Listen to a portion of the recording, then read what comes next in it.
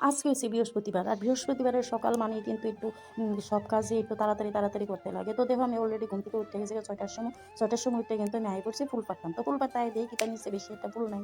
যাই কয়টা ফুল পাই না গেলে এই সিঁড়া-টিড়া কোনো রকমে পূজা দিয়া দেয়। তো তারপরে আই পড়লাম আমার ভাসুর তার ছাদের উপরে। ছাদের উপরে ১-২টা হইলো ফুল পাই। আর দেখো গোলু কিন্তু অলরেডি আমার সঙ্গে আয়া পড়ছে ছাদে।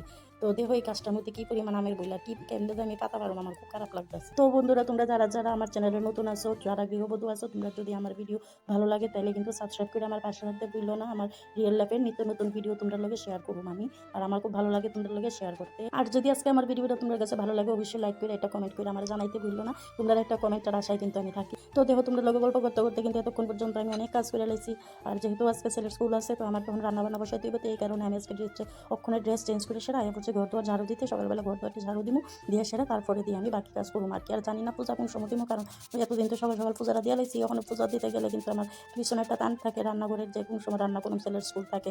তো পিছনে টান লইয়া কিন্তু পূজা দেওয়াটা আমার একদমই ভালো লাগে না। আমি সব কাজটা সাইডা তারপরে পূজা দেওয়াটা আমি পছন্দ করি আর কি। তো দেখো আমি কিন্তু অলরেডি উঠান ঝাড়ু দিয়া লাইছি। তো আজকের মতো ভিডিওটা এই পর্যন্তই, টাটা।